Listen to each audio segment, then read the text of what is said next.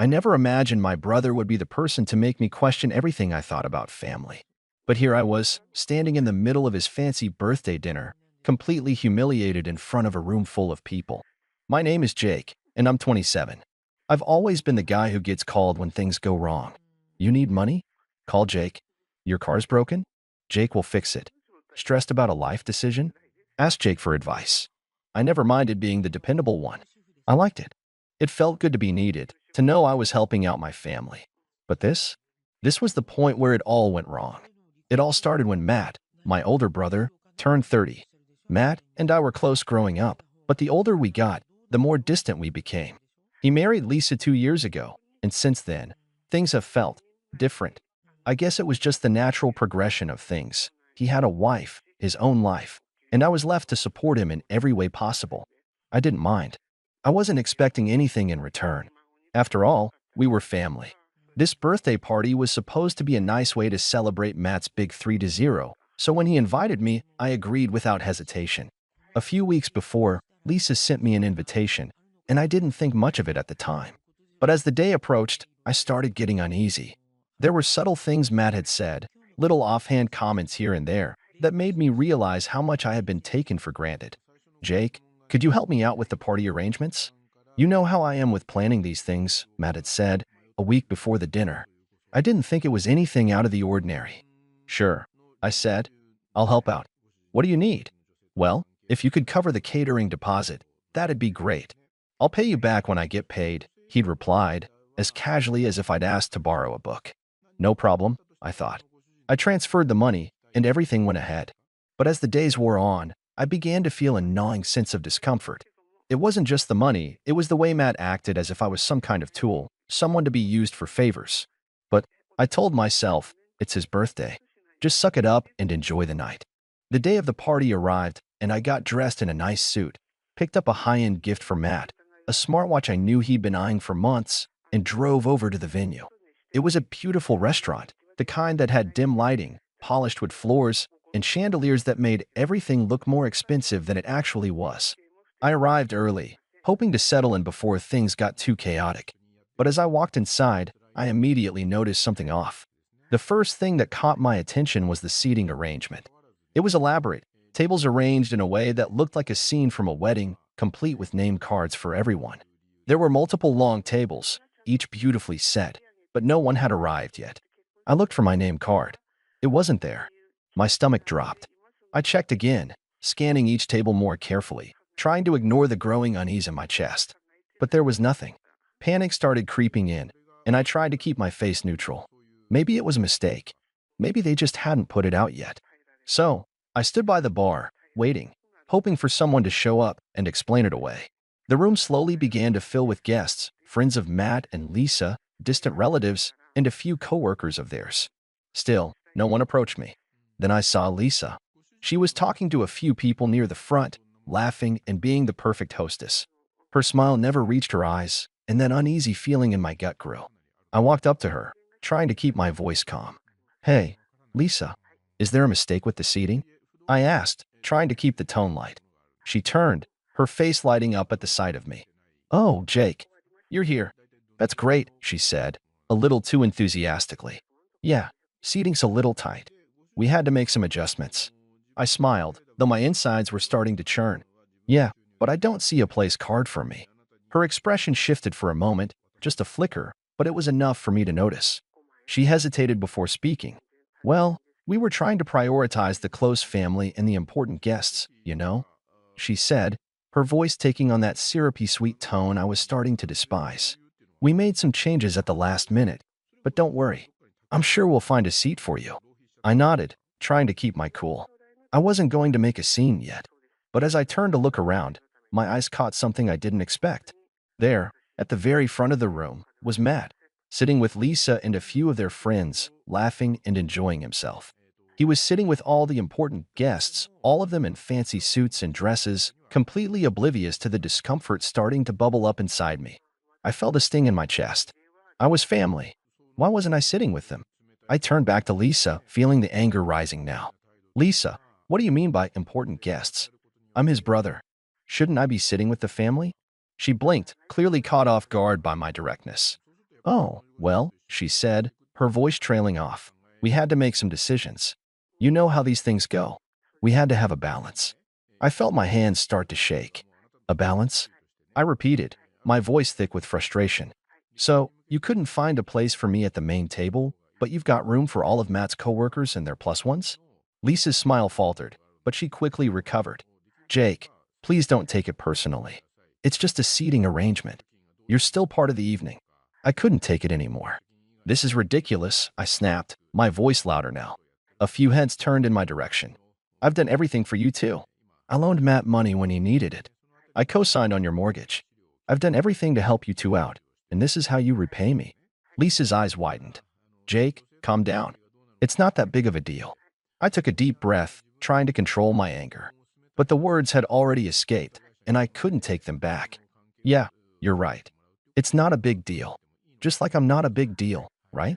That's when Matt spoke up, his voice laced with annoyance. Jake, stop making a scene, he said, his tone cold. You're being dramatic. Just sit down and enjoy the party. This angered me. I was being dramatic? I'm being dramatic? I repeated, stepping closer to the table, now in full view of everyone. You know what's dramatic, Matt? Treating your own brother like an afterthought. Like I'm some kind of charity case you can call whenever you need help, but you can't even make room for me at your birthday dinner. The room fell silent. Everyone was watching now. Matt and Lisa looked at each other, their faces turning a shade of red I'd never seen before. And that's when I knew I wasn't leaving until I got what I deserved. The tension in the room thickened like fog, and I could feel every single pair of eyes on me. I wasn't just angry anymore, I was hurt, and there was no turning back from it. Matt leaned back in his chair, looking at me like I had just ruined his entire evening. Lisa looked more uncomfortable than I'd ever seen her, shifting in her seat, her eyes darting from me to Matt like she was trying to figure out whether to side with me or not. But Matt? He wasn't backing down. Instead, he crossed his arms over his chest, trying to put on that air of authority like he had everything under control. I could feel my hands tightening into fists at my sides. I had spent years supporting him, helping him, putting up with his laziness, and yet here I was, standing alone in a room full of people I hardly knew, excluded from the very family I had always tried to help. You know what? I said, the words coming out through gritted teeth. I've done more for you than anyone ever has. I've been the one you've leaned on when you needed a hand. And now, for this birthday, you can't even be bothered to treat me like family. I'm not even close family enough to get a seat at the table. The sarcasm in my voice was biting. I was done playing nice. Lisa's face flushed with embarrassment, but it was Matt who spoke next, his voice low and sharp. Jake, you're acting like a child. Just sit down, okay? This is ridiculous. I didn't even blink. I'm not sitting down. Not until I get the respect I deserve. You're treating me like I'm not even part of this family, and I'm done with it. The whole room was now silent, the laughter and clinking of glasses replaced by this heavy, suffocating quiet. People were whispering behind their hands, glancing nervously at each other, unsure of how to react. I could see a few people trying to avoid eye contact, clearly uncomfortable with the scene I was causing. I didn't care. I wasn't doing this for them. I was doing it for me. Matt's face twisted in frustration. Look, I get it, okay? You're upset. But you're making a spectacle of yourself. You're embarrassing me. I could feel my pulse quicken, and I took a deep breath to steady myself. It would have been so easy to turn around and leave, to say something snarky and storm out of there. But I wasn't going to give him that satisfaction. I wasn't going to let him walk away thinking that he could just dismiss me, like he had done so many times before. I wanted him to know exactly what he had done. No, Matt, I said, slowly, letting each word settle into the air. You're embarrassing yourself. You spent your whole life using me. I've been there for you through everything, and all I get is being shoved in the back of the room like an afterthought. I looked at him, really looked at him. My brother. The person who, for so long, I thought I would always be there for, no matter what. But as the words spilled out, I realized something. I didn't want to be this person anymore. I didn't want to be the person who let people walk all over me. I've been your safety net for years, Matt. But you know what? I'm done. Lisa's mouth opened like she was about to say something, but I wasn't going to let her interrupt me. Not this time. You're selfish, Matt, I continued, my voice now cutting through the tension. And that's the reason I'm not going to sit here and pretend this is okay. You don't respect me, and clearly, you don't care. So, you can forget about me continuing to help you when you need it. You don't get that from me anymore. His face went white, but it wasn't the kind of reaction I was hoping for. It was pure anger that flashed in his eyes. "You're threatening me now," he said, his voice rising. "I'm not threatening you," I shot back.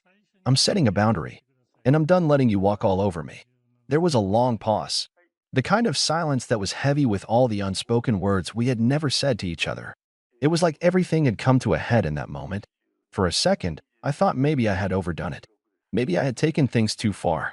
But as I looked around at the guests in the room, I realized I didn't care about their opinions. I didn't care about Matt's embarrassment. What mattered now was me. Matt finally broke the silence. "You're making a huge mistake." His voice was low, more dangerous than before. "I'm your brother. You think I need you." I didn't say anything, just looked him dead in the eye. He was trying to manipulate me, and it was pathetic.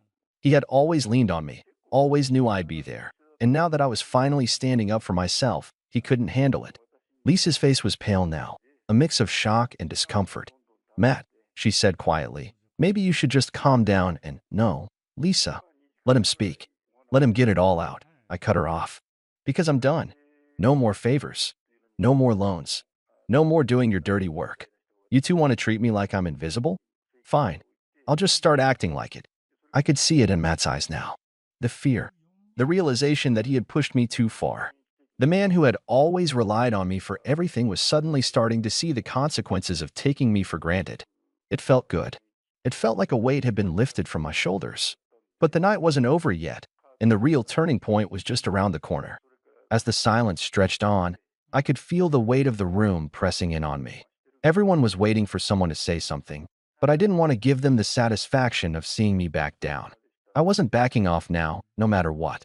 I took a deep breath, glanced one last time at the faces of the people who had been so quick to judge me, and then my eyes landed on the small box I had carefully wrapped earlier that afternoon. It was nestled in my bag, and I had been holding on to it all evening like it was some sort of tether. A tether to a family that had never really treated me as part of it. But now, it felt more like a weight. I walked over to the table where Matt was sitting, his arms still crossed tightly over his chest, his face twisted with a mix of anger and confusion. He was avoiding eye contact, but I wasn't going to let him off the hook. I reached into my bag, pulling out the small, neatly wrapped gift I had spent hours picking out. A smartwatch, something I knew he had been eyeing for months. I had saved up for it for weeks, knowing how much he would appreciate the gesture. I wanted to show him that I cared, that I was there for him, despite everything. But now, with everything that had happened, that gift suddenly felt like a joke. I held it up for him to see, and his eyes widened. I could tell that he wasn't expecting this. He thought, maybe, that I was just going to storm off in anger, but I wasn't giving him that. Not anymore. I wasn't going to just leave quietly. "Here," I said, my voice steady, but there was a bite to it. "This is for you. I thought you'd appreciate it, considering how much you've been talking about it." Matt's eyebrows furrowed as he glanced at the box, then back at me. For a second, I thought he was going to reach out for it. But instead, he just blinked, confused. "Jake, what's this?" he asked, his voice now tinged with uncertainty. I held the box just out of his reach. "It's the smartwatch you've been wanting, remember? The one you've been talking about for weeks. The one I thought would be a good way to show you that I care." I could see the shift in his expression. That confusion started to turn into realization, then into something else. Fear. A kind of genuine fear that I had never seen in him before. Maybe it was the first time in our lives that he wasn't sure he could get away with pushing me around. You're not leaving with it, are you?" Matt asked, his voice trembling slightly, like he wasn't sure whether he was joking or not. I shook my head slowly, and I could feel a cruel satisfaction bubbling up inside me. "Oh, I am. In fact, I'm taking it with me. This," I said, tapping the box lightly, "was for a brother I thought I could count on, for someone who valued our relationship. But now, I'm taking it back because I realize that I've been an idiot to believe that this gift meant anything to you. I've been an idiot to believe you valued me." There was a heavy pause, and I could see the shock and frustration on his face, but honestly, I didn't care. I stepped back, clutching the box to my chest, and I could feel every eye in the room following me. The quiet had turned to murmurs. I wasn't just leaving with the gift. No, I was making a statement. I wasn't going to let Matt think he could treat me like I was disposable. I turned on my heel and started toward the door, my heart pounding in my chest. Behind me, I heard Matt's voice rise, desperate, though tinged with anger. "Jake, don't do this." I didn't stop. As I walked past the front hall, I could hear him calling my name again, but it was too late. The years of resentment, of taking care of him, of carrying him, all came crashing down in that moment. And I wasn't going to let him get away with it anymore. I stepped outside, into the cool night air, clutching the small box like it was a shield. The gift that had once been a symbol of my loyalty to him now felt like a weight of everything I'd been carrying for too long. I was done. Done trying to prove myself. Done being the one to always come to the rescue. Done letting him treat me like I didn't matter. But as I stood there, the cool night breeze brushing against my face, I felt this strange sense of calm. A clarity I hadn't felt in ages. Maybe I had lost a brother tonight, but I was gaining something so much more valuable, my peace. And it felt good. It's been a few weeks since the party, and I still haven't heard from Matt. Not that I'm surprised. He hasn't even bothered to apologize for what went down. In fact, he hasn't really reached out at all. At first, I felt a bit guilty.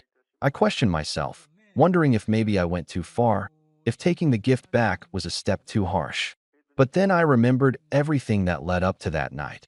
The constant feeling of being taken for granted, the way he always expected me to be there for him, but never once returned the favor, and how, when it came down to it, I wasn't even considered important enough to sit with the adults at my own brother's birthday. I haven't really had a chance to sit down and think about everything properly until recently. It's funny, how you can carry all this weight for years, holding on to it because you think family should come first, and then one day, it just clicks. That's what happened to me that night. That was the moment I realized that maybe family doesn't always get to dictate how things should be. I get to decide what my relationships look like, too. Matt hasn't reached out, but neither has anyone else in the family. It's like they've all sided with him. There's this sort of unspoken understanding that I was in the wrong. I see them posting on social media, all the pictures from the birthday dinner, and I just scroll past. I've learned the hard way that family can be toxic just like anyone else. And just because we are related doesn't mean I owe anyone my time or loyalty when they don't treat me with respect. I don't know if Matt is even aware of how much he messed up. Part of me wants him to come to me and apologize, but another part of me knows that if he hasn't figured it out by now, then maybe it's not even worth it. Maybe I've spent so many years trying to be the bigger person that I forgot to value myself in the process. Since then, I've been doing better. I've had more time for myself, for the things that matter to me. I've been reconnecting with friends I'd lost touch with, and I've focused on personal goals. It's like this weight has been lifted. Sure, it's tough not having the relationship with my brother that I thought I would, but at the same time, I feel more free, more me. And you know what? That smartwatch that I took back, I ended up keeping it. It's mine now, and every time I look at it, I feel this small sense of pride. Not because it's expensive or anything, but because it's a reminder that I finally took a stand for myself. And in a strange way, it's kind of my symbol of reclaiming my life. So, here I am now, thinking about whether I did the right thing. Was I too harsh? Or did I finally draw a line in the sand that needed to be drawn? Honestly, I don't know, but I'm curious to hear what you all think. Have any of you been in a situation like this where you've had to cut ties with family members who didn't treat you right? How did it go for you? Did you regret it? Or did it end up being the best thing for you in the long run? I'd love to hear your thoughts. I never thought my own family would turn on me. Not like this. Not on Christmas. But I guess that's what happens when people get used to taking you for granted. They start thinking you owe them, that everything you do for them is just the way things should be. And the second you stop, well, then you're the problem. My name is Noah. I'm 24 years old, and for the past few years, I've been the one holding my family together. Not that they ever acknowledged it. Growing up, we weren't rich, but we got by. My dad worked construction. My mom did part-time bookkeeping. We weren't drowning in money, but we weren't starving either. At least, not at first.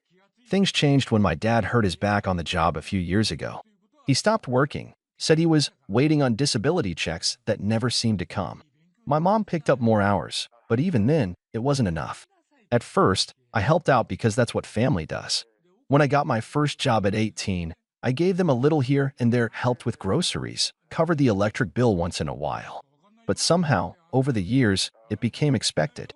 The "can you help with this?" turned into "you need to pay this." And before I knew it, I was paying for almost everything. Rent, utilities, food, even my younger sister's school expenses. And the worst part? They acted like it was nothing. Not once did my dad say thank you. My mom just treated it like my responsibility. And my older brother, who, by the way, was 27 and still lived at home, never chipped in a single cent. If anything, he made fun of me for being too responsible. I kept telling myself it was temporary, that once my dad got his disability or my mom got a better job, things would go back to normal. But that day never came. And somewhere along the way, I stopped believing it would. Still, I didn't expect what happened on Christmas night. We were all gathered around the table, me, my parents, my brother, and my 17-year-old sister, Lily. Dinner was the usual spread: turkey, mashed potatoes, green bean casserole. My mom had always been big on Christmas dinner, insisting we keep traditions alive no matter how tight money was.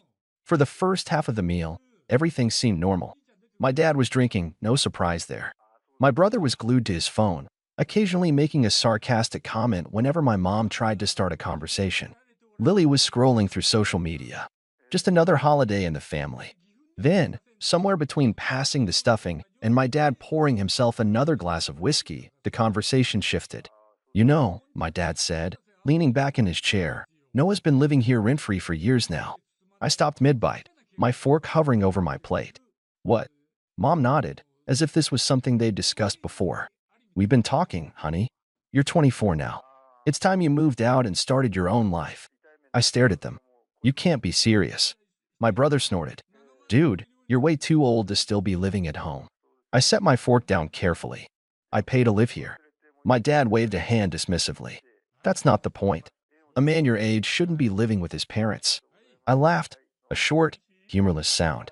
"I cover the rent, the electricity, the internet, groceries, half of Lily's school fees, and I'm the one freeloading." Mom sighed, shaking her head like I was being dramatic. "We're not saying you don't help, Noah, but it's time for you to be independent. Your father and I think it's for the best." "For who?" I asked, my voice sharp. She didn't answer. And that's when it really hit me. They hadn't even thought this through. They were so used to me paying for everything that it hadn't occurred to them what would happen when I left. For years, I had sacrificed for them, put my own wants, my own future, on hold so they could have a roof over their heads. And now, they were tossing me out like I was nothing. Like I was the problem. My stomach twisted. Not with sadness. Not even with anger. Just disbelief. I exhaled slowly, forcing myself to stay calm. "All right," I said, "if that's what you want." Mom's expression softened, like she thought I was finally seeing reason. "I know it's scary, sweetie, but this will be good for you.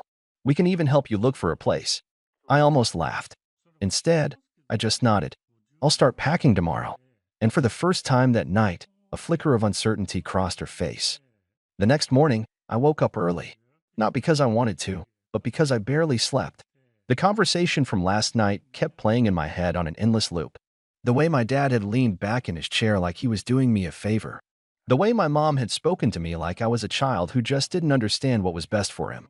The way my brother had smirked, like this was all some big joke. But it wasn't a joke. They wanted me gone? Fine. I was gone. I grabbed a couple of duffel bags from my closet and started packing. Clothes first. The essentials. Then my work laptop, important documents, anything valuable I didn't want to leave behind. I didn't have much in the way of furniture. Most of it belonged to them anyway. I had always put off getting my own place because I thought they needed me. Turns out, they just needed my money. By noon, I was nearly done. I was shoving the last of my things into a bag when I heard a knock on my door. It was Lily. She hovered in the doorway, arms crossed, shifting her weight from foot to foot. "You're really leaving?" I zipped my bag shut. "That's what they wanted." She chewed her lip, looking uncomfortable. "Mom said you'd calm down." I let out a short laugh. "She actually thinks this is me overreacting?" Lily didn't answer. She just stood there, like she wasn't sure what to say. And for a brief second, I felt a pang of guilt. She was the only one I felt bad about leaving behind. She was still a kid, still stuck under their roof. But I couldn't stay for her. "Look," I said, softening my tone. "I'm not mad at you, okay? But I'm not staying where I'm not wanted." She nodded, but she looked away quickly like she didn't want me to see whatever expression was on her face. And then, without another word, she turned and walked off. I sighed and grabbed my bags. Time to go. The living room was empty when I came downstairs. For a second, I thought maybe I could just slip out without another conversation. But as I reached the door, my mom walked in from the kitchen. Her eyes flicked to my bags, and she hesitated. "You're really leaving now?" I stared at her. "You told me to." She frowned, like she didn't like hearing it put that way. "Well, I thought you'd take a little more time to figure things out." "No need. I already have a place I can stay." That wasn't entirely true. I had a few options: crashing with a friend, getting a short-term rental. I'd figure it out. What I wasn't going to do was stand here and let her guilt trip me into staying longer. My dad walked in next, scratching his stomach like this was just another lazy afternoon. "So, you're really doing this, huh?" I didn't even bother answering. I just reached for the doorknob. That's when my mom spoke again. "Noah, before you go, we need to talk about the bills." I froze. Then I turned back slowly. "What?" "Well," she said, as if this was the most reasonable thing in the world. "I know you're moving out, but obviously we still need help with rent and utilities. We were thinking you could keep sending some money, at least for a little while." I just stared at her. I must have misheard. "You're kidding." She shook her head. "No, I'm serious. We can't afford everything on our own right now, and you've been helping for so long. It wouldn't be that different. You'd just be—" I cut her off. "You kicked me out." "We asked you to move out," she corrected, like that made any difference. Dad sighed like I was the one being difficult. "Come on, kid, don't be selfish. We took care of you for years. Now it's your turn to help us." I felt my hands curl into fists. I couldn't believe what I was hearing. They had no problem throwing me out. No problem telling me to leave like I was some kind of parasite. But the second they realized that also meant losing my money, now they wanted me to stick around, just enough to keep paying their bills. Unbelievable. I took a deep breath. "No," Mom blinked. "No. No." I repeated. "I'm not paying for anything anymore. You made it clear I'm not part of this household. So I'm done." Silence. Then Dad scoffed. "Wow, that's how you repay us, huh?" Mom looked genuinely offended. "We're your family, Noah." I laughed. I couldn't help it. "Funny," I said. "You didn't seem to care about that last night." And with that, I turned back to the door, opened it, and stepped outside. Behind me, my mom started yelling my name. My dad said something under his breath. My brother, who had been in the kitchen this whole time, muttered, "Guess he's really doing it." But I didn't stop. I didn't look back. I walked out the door, down the porch steps, and toward my car, gripping my bags a little tighter. I had no idea what came next. But for the first time in years, I knew one thing for sure. I was finally free. I drove away without looking back, my mind racing. I had no clear plan, but I knew one thing. I was never giving them another cent. The first night, I crashed at my friend Jason's place. He didn't ask many questions, just handed me a blanket and told me to make myself at home. I spent that night scrolling through rental listings, realizing for the first time that I could actually afford my own place now that I wasn't footing the bill for an entire household. Within a week, I signed the lease on a small but comfortable apartment. It wasn't anything fancy, just a one-bedroom with old cabinets and slightly creaky floors, but it was mine. No one barging into my room unannounced, no passive-aggressive comments about what I should or shouldn't be spending my money on. Just peace. I settled into a new routine, and for the first time in years, I felt like I was living instead of just surviving. Meanwhile, my family was struggling, and I knew it. I didn't reach out, but word got around. Jason's mom still talked to mine occasionally, and he relayed the updates to me without me even asking. Apparently, my dad had assumed I would cave and keep sending them money. When the first month rolled around and I didn't, the reality hit them hard. Rent was suddenly hundreds more than they had budgeted for. The internet bill, the electric bill, the car payments, things I had been covering for years, were now their responsibility. And it wasn't going well. My mom picked up extra shifts at work. My dad started trying to sell some of his old junk, and my brother, who had always acted like my money didn't matter, suddenly had to start paying for his own gas instead of mooching off me. They were finally facing the consequences of their own choices, and I felt no guilt about it. As for me, I was thriving. My new place felt like freedom. I started decorating, picking out furniture I actually liked instead of making do with hand-me-downs. I could eat what I wanted, come and go as I pleased, and spend my paycheck on myself without feeling guilty. My stress levels dropped almost overnight. I didn't realize how tense I had been living with them until I was finally out. The best part? The overwhelming sense of relief every time I walked into my apartment, knowing I didn't have to answer to anyone. No more manipulation, no more guilt trips, no more financial drain. I had built a life of my own, and for the first time in a long time, I was happy. But then, a month later, my phone rang. It was my mom, and I had a feeling she wasn't calling just to check in. The phone rang late one afternoon as I was sitting on the couch, flipping through channels. I had just gotten home from work, and the comfort of my new apartment had become a routine, a new normal I was learning to appreciate more each day. I had barely noticed the call at first. It was a number I didn't recognize, but I had learned to stop screening my calls out of some misplaced loyalty. My curiosity got the better of me, so I picked up. Hello. There was a pause, followed by an all-too-familiar voice. Noah, it's Mom. I sighed, not even trying to hide the frustration that bubbled up. What is it, Mom? She immediately went into her usual concerned mother act, but this time it was more strained than usual. I just wanted to check in on you. I mean, it's been a few weeks, and I know you're doing fine, but we've been having some issues over here. I braced myself. I knew where this was going. We've been struggling a little bit with the bills, she continued. Things are tight. You know how much your dad is making, and I've had to pick up a few extra shifts, but it's still not enough. And, well, we just thought maybe you could help out a little, you know? It wouldn't have to be much. I leaned back in my chair, feeling the familiar heat rise in my chest. I already told you, Mom. I'm done paying the bills. You kicked me out. You said I wasn't welcome here anymore. You didn't need me, remember? There was a long silence on the other end, and I knew exactly what she was doing, waiting for me to crack, to give in, to feel guilty and start second-guessing myself. But I didn't. I know, Noah, I know. But it's different now. Your dad and I, we didn't mean it. We were upset, and you were upset. But now we're in this mess, and you're the only one who can help us get out of it. I let out a harsh laugh, shaking my head. I'm not going to help you. You made it clear that you didn't need me around, that I was a burden. You were fine with me paying your bills when I lived there. But now that I'm gone, you expect me to keep supporting you? No way. She huffed.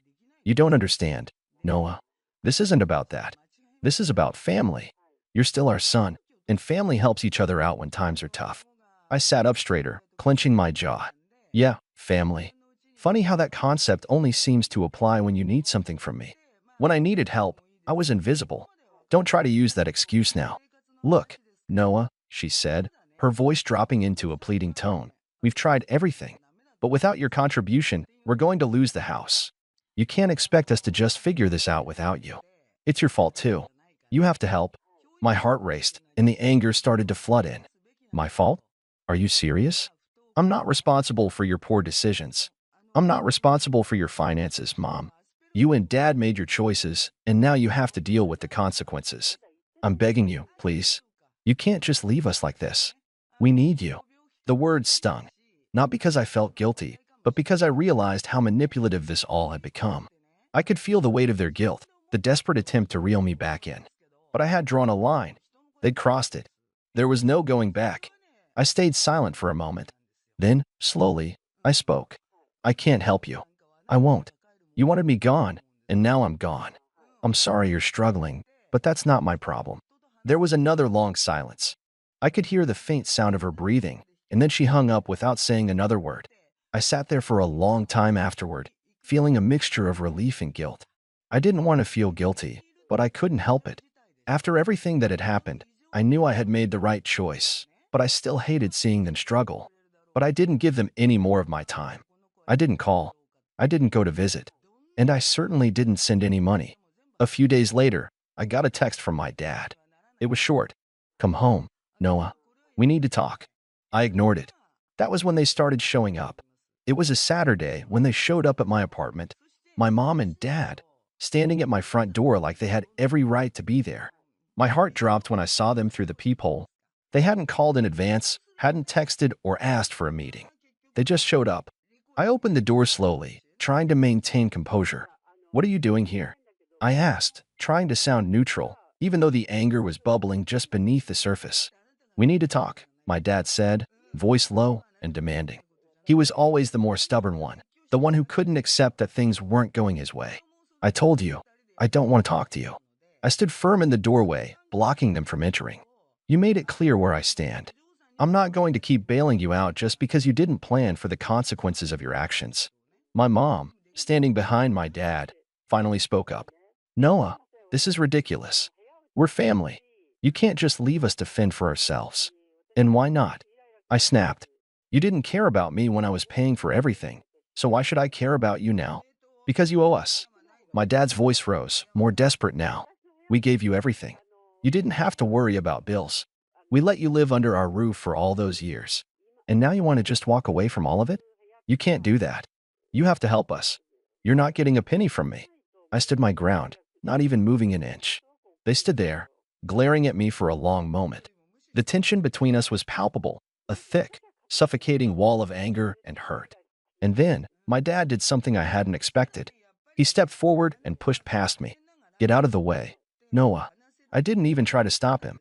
The moment he crossed the threshold, I realized just how much he had assumed that he was still in control. He marched through my apartment like it was his own, looking around at everything with an air of entitlement. This place is a dump, he muttered under his breath. Get out of my apartment, I said through gritted teeth. But he didn't leave. Instead, he turned around, crossing his arms. You need to start acting like a responsible adult, Noah. You need to help us. You owe us. I felt my anger building up. I don't owe you anything. I'm done with this. My mom finally stepped forward, trying to soften the situation. Please, Noah. We're not asking for much. Just a little help with the bills, and we'll be fine. I looked at her, shaking my head in disbelief. You don't get it, do you? I'm not your backup plan. I'm not here to fix everything for you. I'm done. They stood there for a moment, silent and stunned, as if they had never expected me to push back like this. The silence stretched out, and then I said the words that would make everything final. I don't want to see you again. And with that, I shut the door in their faces. It's been a few months since that day. Things have been surprisingly peaceful on my end. I've settled into a routine, work, my own space, my own bills. Honestly, I'm doing better than I ever thought I would. I feel free from the constant pressure I used to live under. As for my parents, things aren't going as smoothly for them. The bills are piling up, and they've had to make some serious sacrifices. They've started reaching out to other relatives for help, but I don't know how much longer they can keep up the act that everything's fine. I've heard through the grapevine that my dad's been trying to get a second job, but I'm not sure if it's going to be enough. I'll admit, part of me feels bad seeing them struggle, but another part of me knows that this is the consequence of their own actions. They chose to kick me out, and now they're dealing with the fallout. I'm still sticking to my decision. No more handouts, no more taking care of their responsibilities. But I want to hear your thoughts. Did I do the right thing? Should I have helped them out just a little, even after all they put me through? Or did I draw the line in the right place? I'm curious to hear what you all think.